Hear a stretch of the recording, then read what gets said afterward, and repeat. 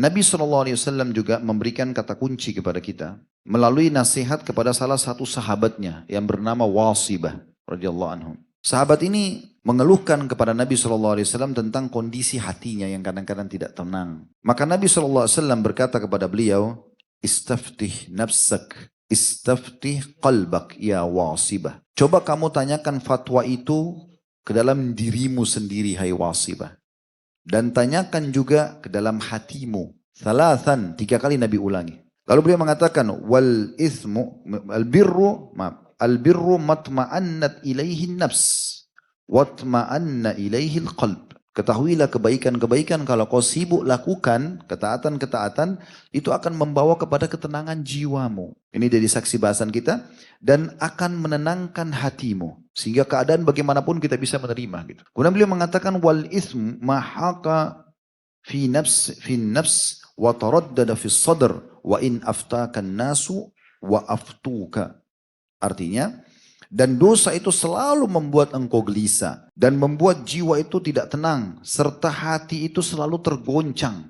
Walaupun engkau telah diberikan fatwa oleh para manusia. Tentu teman-teman sekalian di sini perlu digarisbawahi ya.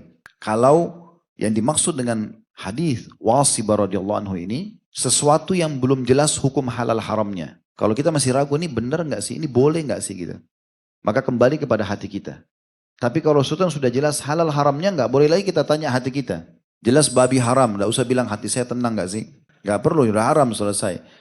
Tapi kalau antum lagi mau diajak transaksi bisnis, antum nggak tahu hukumnya, belum tanya fatwanya. Atau antum tanya memang jawabannya juga belum jelas. Sesuatu masalah-masalah yang kontemporer, yang baru gitu. Maka akhirnya antum tanya hati antum, tenang gak sih? Ini juga masuk dalam makna hasil daripada istikharah. Tidak harus mimpi, tapi ketenangan jiwa.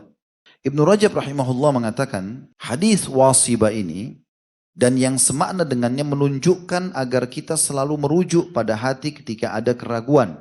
Jika jiwa dan hati tenang, maka itu suatu kebaikan dan halal. Namun jika hati dalam keadaan gelisah, maka itu berarti suatu dosa dan keharaman. Ingatlah, kata beliau, hadis Wasibah dimaksudkan pada perkara yang belum jelas halal haramnya. Apakah termasuk dosa atau bukan? Sedangkan yang sudah jelas halal haramnya, maka tidak perlu rujuk ke dalam hati. Tapi yang kita tidak beratkan di sini teman-teman sekalian, bahwasanya kegelisahan yang sedang dibahas dalam dosa besar ini, itu disebabkan selain ada potensi dalam diri memang karena dosa. Memang karena adanya dosa. Kalau seandainya ada orang bilang begini, ada sebagian orang tenang-tenang saja walaupun sudah buat dosa. Tiap malam mabuk, berzina, melakukan pemaksiatan, tapi kita lihat tenang-tenang saja. Tawa-tawa sana sini. Dia tenang saja, hidupnya biasa-biasa saja. Maka bagaimana jawabannya? Sementara tadi Ustaz sudah memberikan gambaran, kalau buat dosa pasti hati gelisah. Maka ini dijawab oleh para ulama mengatakan, itu karena hati mereka sudah kotor. Dan dosa sudah bukan lagi menjadi sesuatu yang biasa bagi mereka. Bukan lagi menjadi sesuatu yang luar biasa, tapi menjadi sesuatu yang biasa. Kalau orang sudah pas mau berzina sekali, atau dia baru berzina sekali, Allah masih kasih dia peringatan-peringatan. Dia menyesal, dia takut, dia segala macam gitu. Nah, tapi kalau seseorang itu sudah melakukan rutinitas berzina, kumpul kebo terus sekian lama gitu kan, dan jadi biasa, maka itu masuk dalam firman Allah subhanahu wa ta'ala. Yang Allah sebutkan dalam surah Al-Mutaffifin ayat 14. Kalla barrana ala qulubihim ma kanu yaksibun. Sekali-kali tidak, sebenarnya apa yang mereka usahakan telah menutupi hati mereka. Ibnu Qayyim menanggapi ini mengatakan, jika hati sudah semakin gelap dengan dosa-dosa, maka amat sulit untuk mengenal petunjuk dan kebenaran. Jadi setelah kita bacakan tadi tafsirnya, kita juga sudah menjelaskan penyebab utama daripada munculnya sifat keluh kesah ini dan akhirnya terbumbuhi dan menjadi pola dalam kehidupan seseorang justru kalau dia buka pintu dosa. Kemudian di sini penulis Syekh Muhammad mengangkat setelah ayat Al-Quran adalah hadis Nabi alaihi salatu wassalam, syarru ma fir rajuli syuhun hali'un wa jubnun khali'. Diriwayatkan oleh Abu Daud dengan sanad jayyid. Terjemahannya, sejelek-jelek perkara yang ada pada seseorang adalah kikir yang suka berkeluh kesah dan sifat sangat penakut. Di sini kan beliau mengangkat dalam judul buku ini, judul dosa besar ini. Jadi karena Nabi SAW mengatakan syarru ma fir rajul, yang paling buruk ada pada diri, jiwa, hati seseorang justru syuhun hali'. Yang dimaksud adalah seseorang itu kikir dan suka berkeluh kesah. Kemudian juga jubnun hali', atau sifat penakut yang berlebihan. bukan pada tempatnya. Maka ini jadi saksi bahasan kita tentang masalah kenapa dia masuk dalam kategori dosa besar. Kenapa dia masuk dalam kategori dosa besar. Melihat kira-kira bagaimana atau siapa saja yang bisa lolos dari sifat keluh kesah ini. Allah sebutkan sifat-sifatnya. Sekarang kita akan baca surah Al-Ma'arij, ya, ayatnya dan terjemahannya. Itu dimulai dari ayat 21-nya sampai ayat 35. Surah nomor 70 ya. Atau kita mulai dari ayat 19-nya supaya sesuai dengan saksi bahasan yang diangkat oleh Syekh Muhammad rahimahullah. Innal insana khulika halu'a. Sungguhnya manusia diciptakan bersifat keluh kesah lagi kikir. Sudah kita panjang lebar jelaskan dari tafsirnya dan juga sebabnya.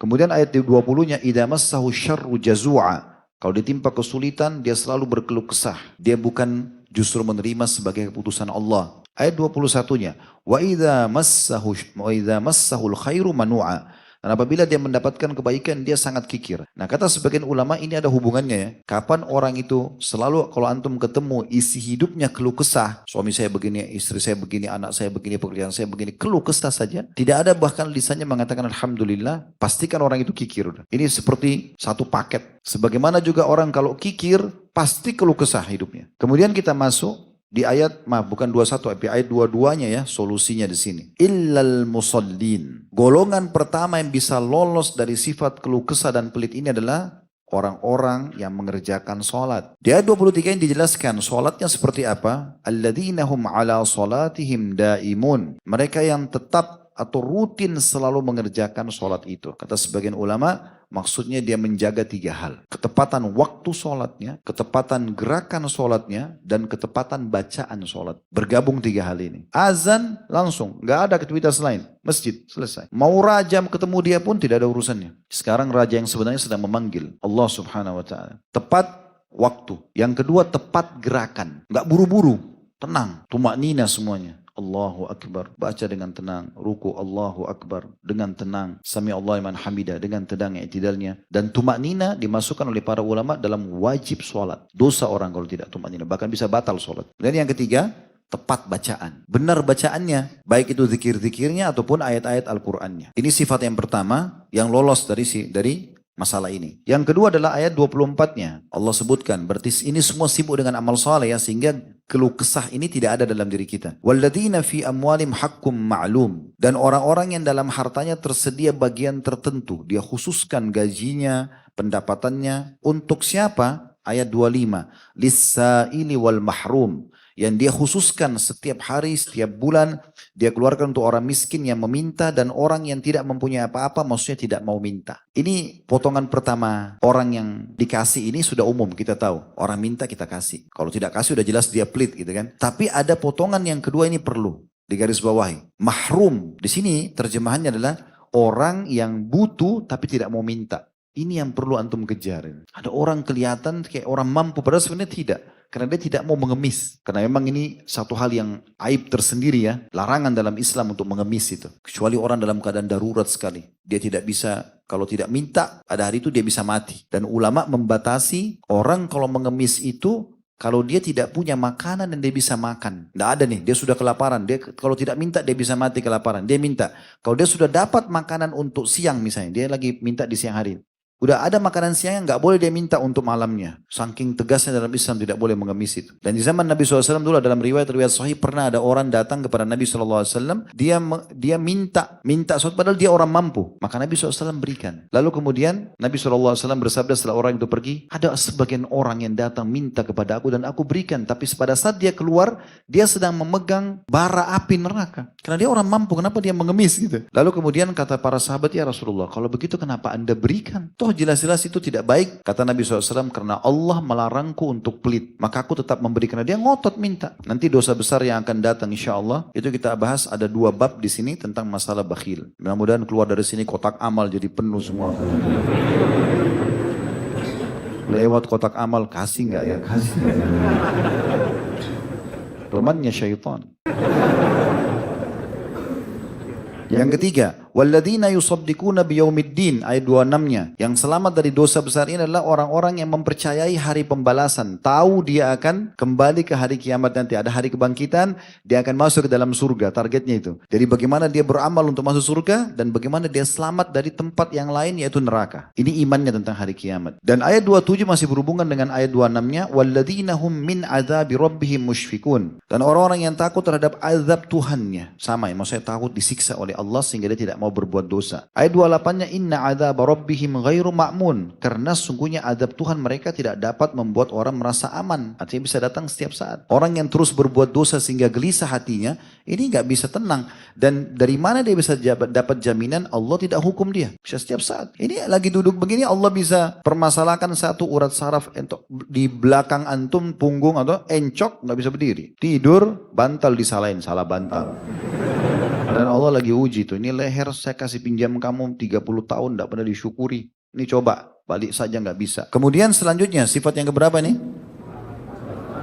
4 atau 5? Baiklah, anak ikut antum.